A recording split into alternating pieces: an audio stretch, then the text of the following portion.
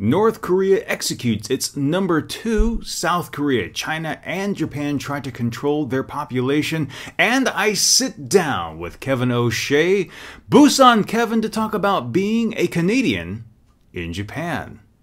All of these stories and more. The last QiRanger podcast of 2013 starts now. Greetings and salutations, my excellent friends. I hope you're having a fantastic day. My name is Steve Miller, the internet's QiRanger and the host for the QiRanger Podcast. Thank you so much for joining me today, as we do every week here on the QiRanger YouTube channel. The video podcast, the audio podcast available through iTunes and, of course, over on QiRanger.com. But as I said in the opener, this is the final podcast of the year. And I would like to thank you for joining me just about every week as we do the QiRanger podcast, and earlier this year with Korea Excursions and, of course, Take Me Away. It's been a blast, but now that I am on vacation, it's time to wind things down, recharge my batteries, and of course, set course for an adventure through Southeast Asia. So until February, I won't be doing any podcast. I won't be putting up any major videos on the QiRanger News and Travel channel, but I will endeavor to upload as many daily vlogs as possible over on the vlog channel. As always, when I do travel, I do try to post fun images through my Instagram account that you can find on Twitter and Facebook. So please, if you want to follow my adventures, subscribe to the vlog channel. Follow me on Twitter and Instagram, especially if you are in a cold place.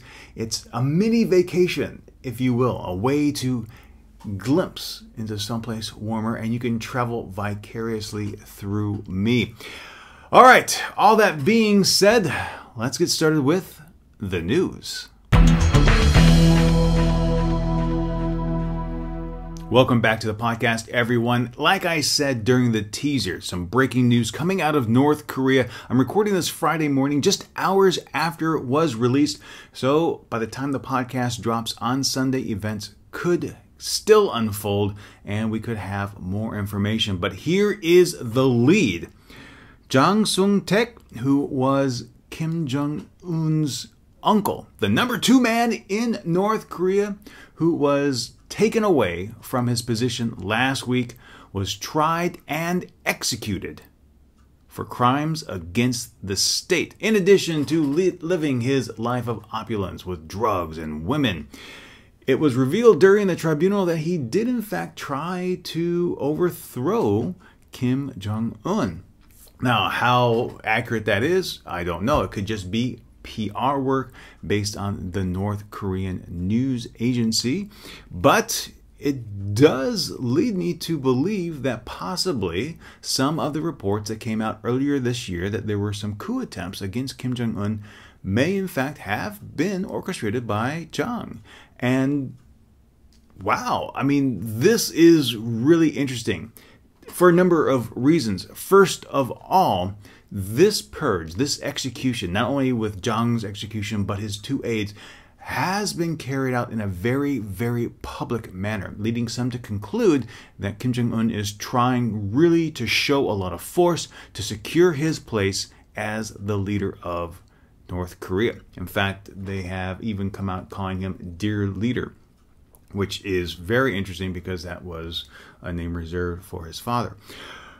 So with this, there's some alarm bells being sounded in Seoul, and defense ministers are meeting to really evaluate the situation and to determine what steps are necessary to protect South Korea, because one of the fears is that with this internal power struggle, there could be a misstep on the border. There could be a misstep within North Korea leading to some sort of conflict. So people are really watching that. But this story is just amazing. A lot of people have said that Kim Jong-un just really hasn't been taking the reins of North Korea, that he hasn't been in control. And this is being seen as a definitive step to secure his place at the top of the totem pole. So as news stories develop, please follow my Twitter feed. I will share stories as much as I can as developments unfold. All right, coming out, and this is where a bulk of the stories, not only here in the Koreas, but also throughout the rest of East Asia. Is the common theme this week with governments trying to control the population. So first up here from South Korea, the National Intelligence Service is to have more oversight. Now, again, since last year's presidential election here in South Korea, there have been calls for people to step down from the NIS, for the NIS to have oversight because of alleged meddling in the presidential election. Now, the ruling Saenuri Party has given in to the Democratic Party's request for a special committee to oversee the NIS. Now, since, well, a while now, pretty much the past year, the Democratic Party has pretty much stalled the Korean government over this one issue. So the Saenuri government party has conceded the point. There's going to be a joint committee overseeing the NIS, 5 members from each party, and Representative Chung Se-kyun from the Democratic Party, who is a 5-term lawmaker, will chair the committee. And I personally think that this is pretty much a good decision. The NIS really appears to be out of control, so having some kind of parliamentary oversight into its actions does seem like a responsible move, but still doesn't really address the main issue as how and what and to what extent the NIS was involved with last year's election. I also want to go out and say that Parliament is full of politicians, and politicians don't always make the best call in intelligence situations. So while I do believe the NIS needs some oversight, I don't want that oversight to get in the way of the NIS effectively carrying out its spy duties. Because politicians want to be reelected. They may not necessarily make the right call for the country. They may make the right call to ensure their reelection and their paycheck and their status. And that is what I'm more concerned about. I think the oversight is a step in the right direction, and we'll have to see where, in fact, that goes. Also, in South Korea, finally, a pair of lawmakers have stepped up and called the election fraudulent. First up, Representative Jang, a 36-year-old first-term lawmaker, in an email statement said, quote, "It is obvious just from the facts uncovered so far that the December 19 presidential election was totally an illegitimate election. I, Representative Jang, declare defiance of the results of the illegitimate presidential election." Now, right after that, the president and the Saenuri Party denounced him, said that comments were out of line. Even his own Democratic Party has stepped away from the statement, saying that it was a personal statement and not in line with the DP's stance on the overall election. Jang, however, says, based on evidence that has been uncovered, his statement is perfectly warranted and has significant merit. In addition, just the other day, Representative Yang Sung-jo said, President Park should learn a good lesson from President Park Chung-hee and should listen attentively to the warning that she could follow in the footsteps and insert of her father here. Now, the administration fired back saying that was a totally inappropriate comment, basically alluding that if she doesn't step down, if she doesn't open up the government more, she could wind up being assassinated. And I think that's going a little bit too far. But again, it signals the fact that many here in South Korea are not happy with Park Geun-hye, are not happy with the way that it appears that the NIS was at least attempting to meddle with the election. And I think that we will see more discourse and more dissatisfaction in the coming weeks with this, unless something happens with North Korea, because we all know that as soon as there is a problem with a head of country and a war breaks out, everybody loses their mind, forgets about whatever legalities someone may have in office, and focus on the larger picture. So we actually could probably see something along those lines with the power struggle going on in North Korea at the moment. So it's very interesting. So in both these instances, with both these lawmakers, the Saenuri Party has called for these lawmakers to be dismissed from office. And the Democratic Party is saying that this is an internal matter, that we will handle it. They aren't going to be removed from office. They may issue some sort of apology, but that's going to be about it. All right, and finally, with the Korea news, North Korea, back to North Korea. An interesting information piece came out the other day saying that North Korea is continuing to outpace South Korea with its cyber warrior recruitment. They estimate at least 3,000 cyber warriors in North Korea, while South Korea has something along the lines of 400 cyber warriors here defending the country. Now, a couple things with this. Is that the real number?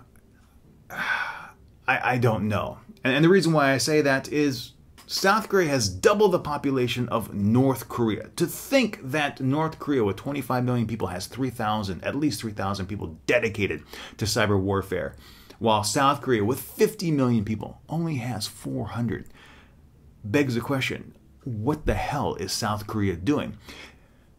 But on the other side, so again, this 400 number may just be PR trying to, trying to, I guess, what is the word I'm looking for? Trying to put North Korea off base, trying to make them appear weak when in fact they have a huge backing, a huge number of people in reserve trying to defend South Korea on the cyber warfare front. But on the flip side of that, we've had devastating attacks by North Korea, even this year, on their cyber warfare front. And South Korea has shown that they have been totally ineffective in defending against it, largely in place because of Windows XP, because of the reliance on ActiveX, because people love games here in South Korea and they download things super fast because of the infrastructure. And they rely either on no virus protection at all, or what I think is one of the worst virus softwares out there, the ON software here in South Korea, that pretty much all the computers I've seen use and don't do crap for stopping viruses. So, like I mentioned earlier this year, one of the concerns that some of the folks in the cyber warfare department have is that North Korea will develop some kind of catchy game and embed malware in it, and then put that up on the internet. People from South Korea will download that and it'll spread like wildfire across the internet here in South Korea and just open up the nation to a lot of attacks. So those are the big stories from the Koreas. So we have North Korea sacking number 2. We have 2 lawmakers calling the election fraudulent and issuing caution for Park Geun-hye. And of course, the discrepancy in cyber warriors, North Korea really out ahead. I really hope that number isn't accurate. I really just can't believe that South Korea only has 400 individuals. They are trying to recruit more people, but come on. I mean, you really need to be able to have more people here. All right, that will do it for news from the Koreas. Moving on to East Asian news, and of course, really interesting stories here. Number 1 coming from Japan, the passage of the Secrets Bill. Now, this is something that I spoke about earlier this year that I thought was a huge concern, and people never really spoke about it until it looked like it actually was going to pass. Now, it did come to pass this past week, and essentially what this does is make leaking national secrets in Japan a criminal act. So essentially, if you have a Snowden case, the actual whistleblower would get prison terms, but more importantly, publishers would also get prison terms for sharing the information.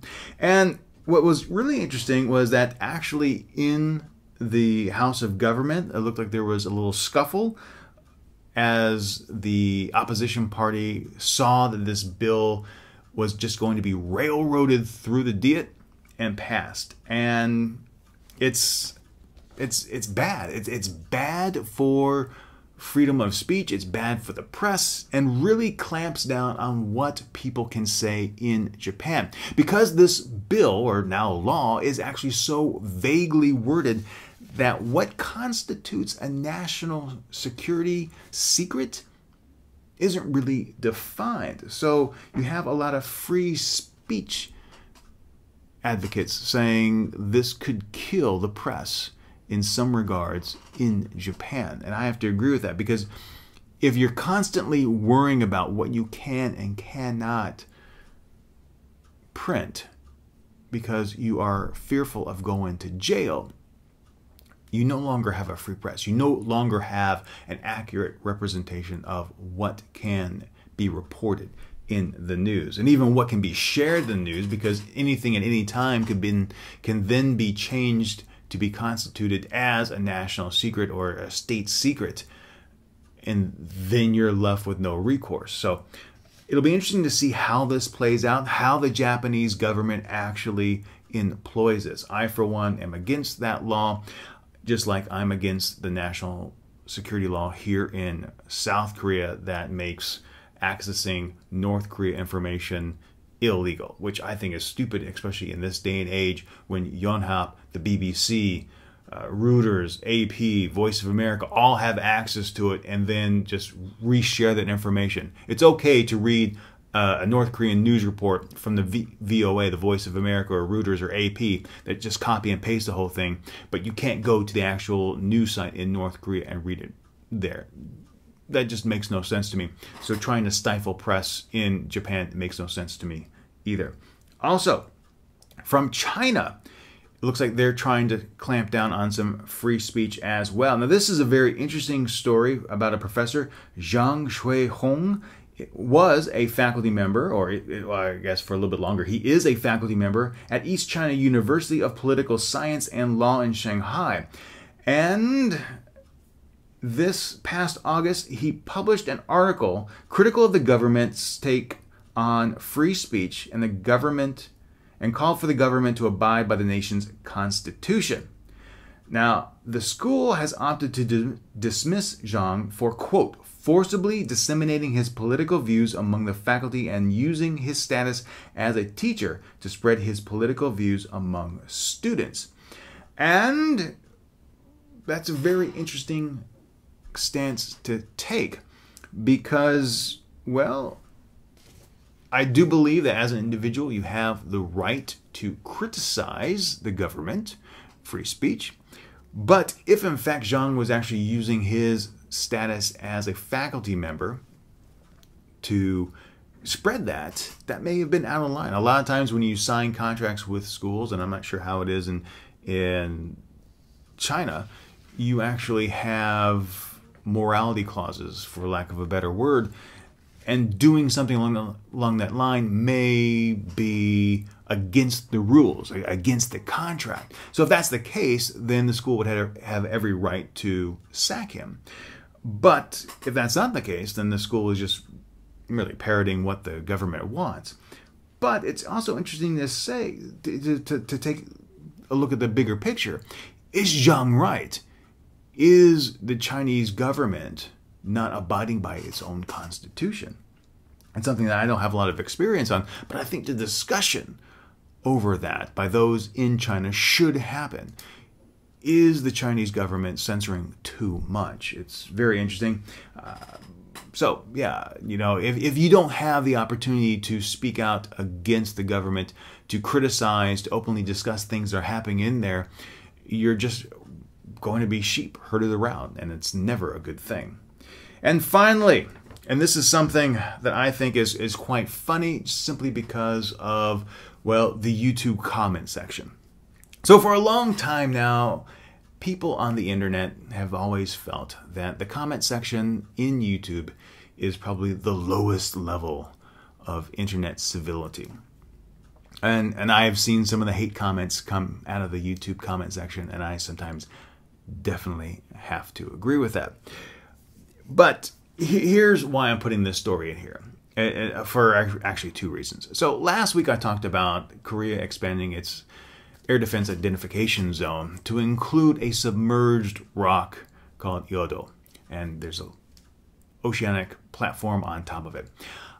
A lot of Japanese nationals hopped onto the video and some other videos where I talked about expanding the lines and called Koreans crazy for trying to guard a submerged piece of rock. Well, this week, the Japanese government has come out and said that they are going to rename a submerged piece of rock to become an islet. Now, the reason why they're doing this is because of UN Convention. It states that if you want to have an exclusive economic zone, you must actually have a landmass to base it on. So, in Japan, they want to have a new EEZ rather.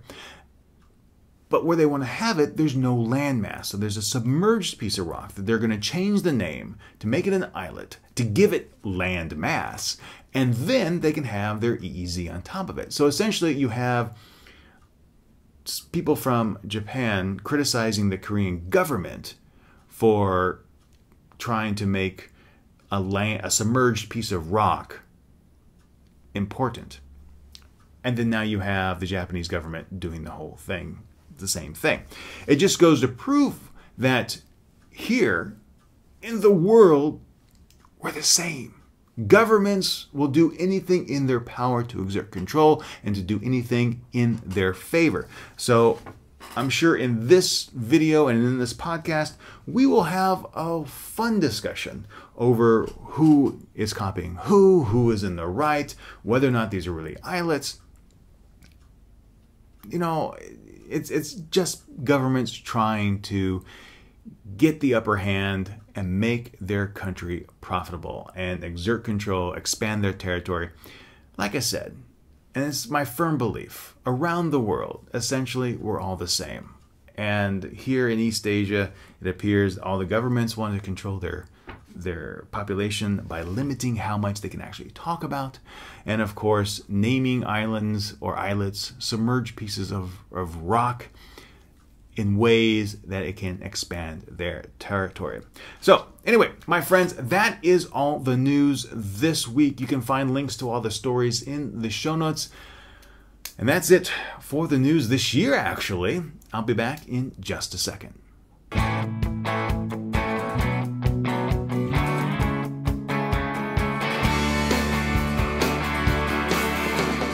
Moving overseas and becoming a long-term expat doesn't mean you have to lose your national identity. This week on Take Me Away, I speak with Kevin O'Shea, a very proud Canadian. Just take me away. Welcome back to the podcast, everyone. As I said in the opener, I am joined this week by Kevin O'Shea. You may know him as Busan Kevin. You may know him as J-Land and Kev. J-Land and Kev? It's J-Land Kev. See, Kevin, your Twitter thing always screws me up. It always says JL and Kev. It's J-Land Kev. Anyway, Kevin, welcome to the podcast. Hello, Steve, and thank you for having me on the podcast. Yeah, that's right. Busan Kevin and J-Land Kev. You know, okay, but before we get into this, okay, so when we went back to the United States and I went into Portland to hook up with the 3 non-joggers, yeah, I'm sitting down in the basement talking with Carl, and J-Land Kev. And it wasn't until I said J-Land Kev that he goes, oh my gosh, I just got it. Yes, Japan Land Kev. Japan Land Kev. Anyway, Kevin, thanks so much for joining me this week on the podcast. Now, in case anyone out there doesn't know who Kevin is, Kevin, why don't you go ahead and briefly introduce yourself? Okay, well, I am a Canadian teacher. I currently live in Kobe, Japan, but I lived in Korea before. I'm also a YouTube guy. So I first moved to Korea actually in 2002. I lived in Ilsan outside of Seoul for a couple of years, and then I lived in Seoul proper itself, downtown Seoul. And then I moved to Busan. And in Busan, I started doing YouTube back in 2006. And I've been doing it ever since. Since then, I've moved back to Canada. I've got my teaching degree. And now I live in Japan. I've worked at international schools, teaching foreign children in Japan. And now I'm currently teaching Japanese kids in a Japanese junior high school.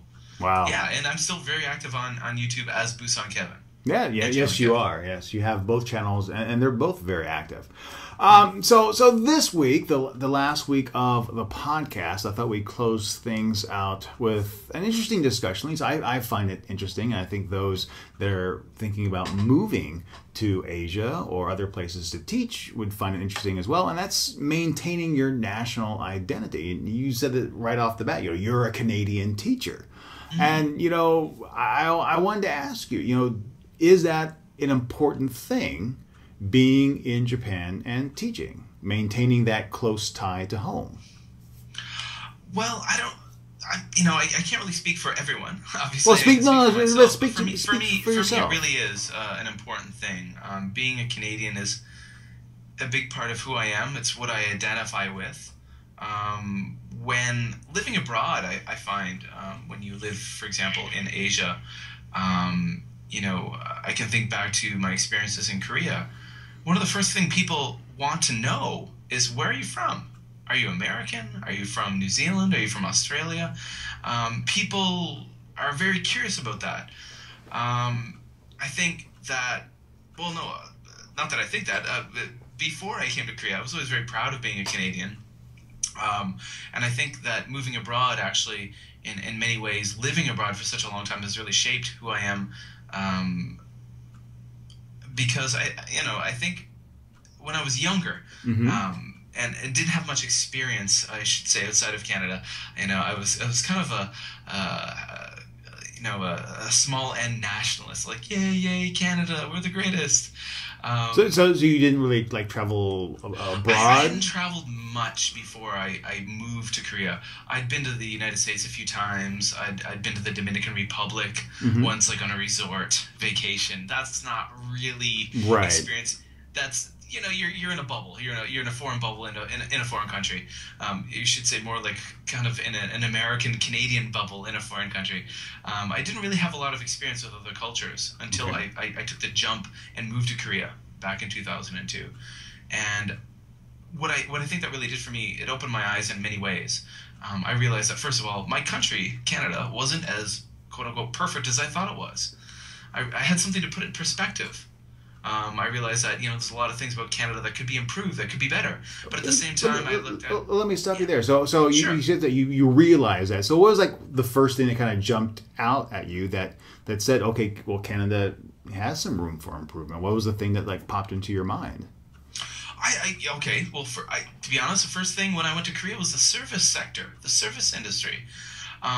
When I would go to a shop or a store or a restaurant in Korea, the service was incredible. It was fast, it was efficient, the people were there, they were smiling and they were friendly. You didn't get attitude. You didn't get people who were dawdling or kind of humming and huffing because they had to do their jobs. Things in many ways, again, right away, the service sector. The same as in Japan too. Things are very efficient. Very efficient. Yeah. So, that's kind of a minor thing in a way. Well, you might think minor, but it's something we deal with every day, right? No, I completely agree with you. One of the things that really irks me off about going to certain restaurants when I'm back in the United States visiting is having to deal with the wait staff. And not to put down anyone who's doing that, because I greatly value them, and that's why I try to tip as generously as possible. But at the same time, I really do get upset when I have someone on wait staff treat me poorly just because they're having a bad day because they don't want to do the job. Yeah. And I'm out there always saying that I really wish in the United States, and I don't know how it is in Canada, but at least in the United States, I really wish they would pay wait staff a true minimum wage so they weren't so reliant on tips. Because as I've seen in other countries where they have a living wage or a working wage, everyone's so much happier because it's a true job. You're not wondering whether or not some customer down the line is going to stiff you or not on tips. Well, no, it's actually exactly the same in Canada as in the States. I worked as a server in Canada when I was in university and after university, and you rely on your tips, so that's the main source of your income. Yeah.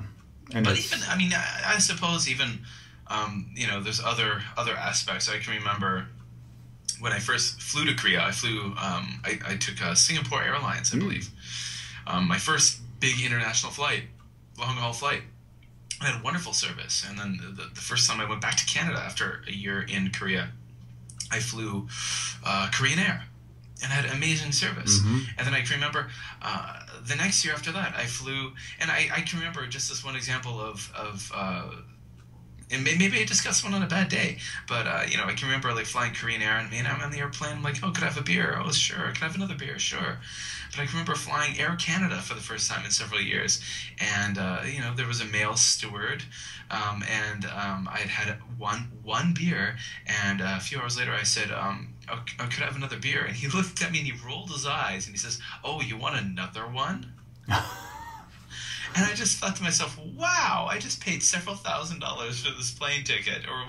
Actually. Yeah, and they're usually about $2,000 round trip. Yeah. And I've got some guy getting snarky with me because I'm asking for a second beer. But nonetheless, so you realize that where you're from isn't perfect. But at the same time, what I realized was that I do have it very good being a Canadian. When you have to deal sometimes with the medical care in Korea or Japan. For example, I'll think of Japan. I live in a very modern city. I live in Kobe, and this city is like, we're not far from the Jetsons here. But and I live just a few blocks from Kobe General Hospital, which is an amazing high-tech hospital. But it's closed on the weekends. Really? What? It's exactly. closed? On the weekends and on holidays, the hospital all but shuts down. That is amazing. There is the emergency room, but the emergency room is at like half staff.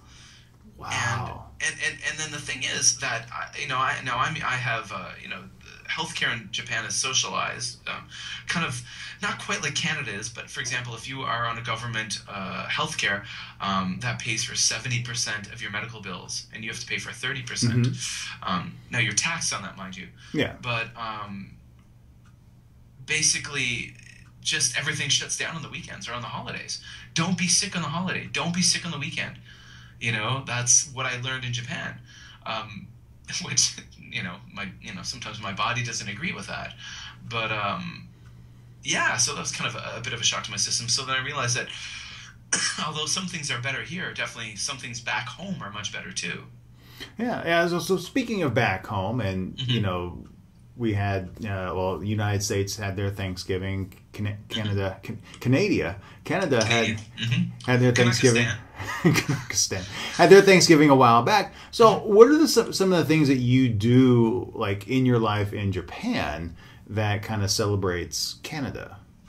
Well, I tell you, my wife is Japanese, and I have 2 children, and I think because of the fact that I live in an international, marriage, my household is very international in a way. Both my wife and I, we talk about this a lot and we plan it a lot. We probably celebrate the holidays of both countries more than we ever would if we were just in one, because we want to expose our children to all the great things about both countries and cultures. So what are so what are some of the holidays you celebrate? Well, so for example, Canada Day. Okay. Canada Day, which is July 1st, it's our equivalent of the 4th of July. Right. It's our Independence Day. We, in Canada, there's, it's a national holiday. Leading up to it, there's like lots of festivals and celebrations and barbecues and fireworks. We do the same thing here. In my house, like I sit down with my son, who's 3 years old, but I have a lot of experience. I was a kindergarten teacher for more than 5 years. We make Canada Day crafts. We decorate our house with Canadian flags. Well, what is a Canada Day craft? Well, just like making like a make-believe, make a make-believe, and then exactly make and then set it on fire like all good boys like to do. Well, we set up fireworks. Okay. We set up buy some fireworks, like small fireworks that a little child could use.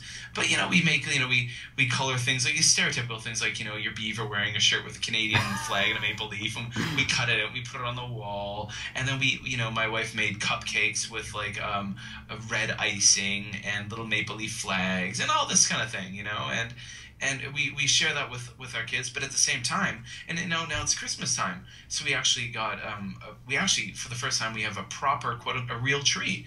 Our local IKEA had actual real trees, and they're very small. Okay, so what do you mean like real tree, but it's small? It's a fir tree. It's an actual fir tree. Wow, a live tree? It's a balsam fir tree, and we have a holder with water in it. It's an actual living tree. That gives the well, I mean, it won't be living for much longer. It's just got to make it a couple more weeks. Yeah, but it'd be the kind of same thing you would have back home, and we decorated it. We spend time. We actually make, these are traditions that were passed on to me from my parents. We actually make ornaments by hand, and we put them on the tree and decorate the tree. But at the same time, when it comes to, like, for example, Oshogatsu, which is New Year's in Japan. That's the biggest holiday in Japan. We go full deal on that too, and we go to my wife's family's house and we have the traditional New Year's meal. We go to the shrine and we pray. We do all that too. So we really kind of embrace both sides of it all because we're really trying to, and that's part of it. I think now that I have children, I'm really trying to. I don't want to say brand them, but really kind of introduce and show them the wonderful aspects of both cultures. Both cultures. Well, no, I can certainly understand that. I mean and to me that just makes a lot of sense because being here in Korea, I have met a lot of ethnic Koreans who have grown up abroad who are coming back here to experience Korea for the very first time because sometimes they're third or fourth generation removed and they just don't have that connectedness. And with your son and your lovely baby daughter, it sounds like you're really trying to cement both cultures firmly in the home. Absolutely, yeah. No, that's what we're trying to do, and I and to be honest, for me personally, aside from that, stepping back from just like trying to cement that with my children, me just personally as a person, like a Canadian guy living abroad for a long time, there are people out there who get lost, kind of quote unquote, in the culture, try to go native. That's not me. Maybe that works for some people. That's great. For me, now I don't spend much time watching TV. I'm not watching. I don't mostly because I do have little kids. I don't have a lot of time to watch movies and current TV shows. But what I do, and to be honest, like the godsend for me is having a smartphone and having an iPhone. I have all the big Canadian news apps, like the TV networks in Canada, the big newspapers. I have a folder on my iPhone with about a dozen apps where I'm constantly. I am a news junkie. Yes, yes. I vividly remember the subway tweets. Yes, well, well, but right now I think I am more in tune with Canadian politics. What's going on and, like, for example, the political landscape in Canada than I ever was when I was living in Canada. Now, is that something very important for you, even though you don't live there? Oh, it is, absolutely. Because I want to stay connected. For me, I want to stay connected to my culture, my country, where I'm from. I'm still a Canadian, and I have a vested interest in my country. So when we have politicians who are making poor decisions, who are not doing things the way I like, that upsets me, or that I want to get involved, and I do get involved. How do you get involved? How do I get involved? Well, I mean, for example, there was a while ago when I was making, I'm a big nature lover. I love the environment. And I made videos earlier on this year about talking about writing letters of action. For example, it's been pretty much proven that if, for example, you're touting some kind of cause, if you send emails or you fill an online survey to a government organization that basically falls upon deaf ears, the best way to connect even right now in 2013 with a government organization, is to literally write a letter, put it in an envelope, and mail it. That's true. And I did that. There was an issue, for example, with in the province of Ontario, where I'm a licensed teacher. All of our bees are dying. The honeybees are disappearing. The whole kind of colony collapse syndrome. And there's a lot of things where, for example, scientifically they're connecting that to some kind of different aspects of pesticides, something called neonicotinoids. But I researched this all, and I wrote letters to the Minister of the Environment, the Minister of Health, and I actually like typed them up, printed them off, put them in envelopes, and I mailed them, like snail mail. And just about a month ago, I received replies from them all here in Japan. They mailed them to me. And it was very clear that someone from that minister's office they specifically wrote the letter to me, because it was worded the way it was obviously written to me. And then the minister, or whether or not it was a rubber stamp or they signed it, but someone in that office took the time to write it to me. And that was important to me, that I was in some way, maybe possibly in a tiny minutiae of a way, enacting a little bit of difference in Canada.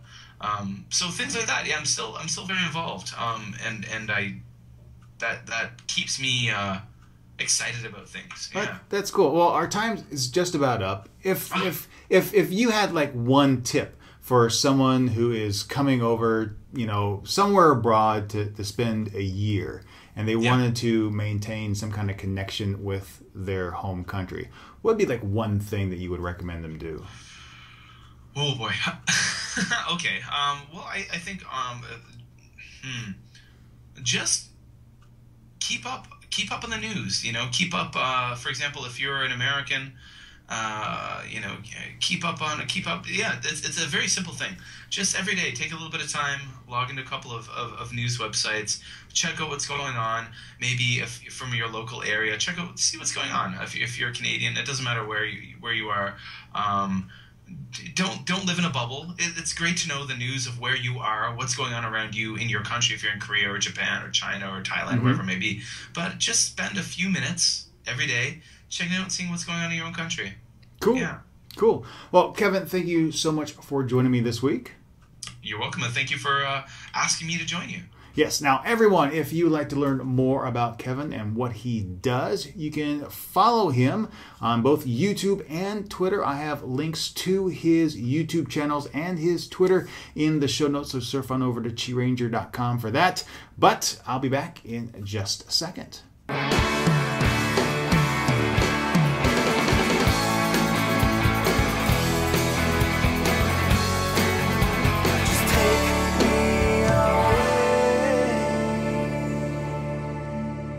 Well, my friends, another podcast, another year has come to a close, and really, thank you so much for joining me, not only this week, but throughout the year on the QiRanger Podcast. I really do appreciate it. You can, of course, always find me at QiRanger.com, Twitter, Facebook, Instagram, Google+. All my social media links are located in the show notes. So please, if you want to connect with me, not only during the academic year, but also while I travel about, please follow me there. If you have comments about the podcast, you can leave them in the comment section, or you can shoot me a message with your feedback to podcast@QiRanger.com. Now, next year, when the podcast resumes in February, I'm going to open up Take Me Away, the travel portion of the podcast, to more people. So if you have a great travel story, if there's something passionate that you would like to talk about, please let me know, and we will try to figure out a way to get you on to the podcast if it's something that I think a lot of people would enjoy hearing about. So please, I want to hear your stories. So again, you can message me, podcast@QiRanger.com, or put it in the comment section. So until next time, until next year, remember to be true to yourself and always be awesome.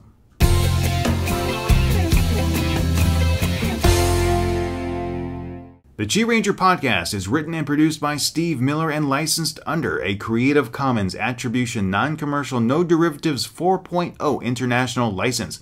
Morning Blue was written and performed by Josh Woodward.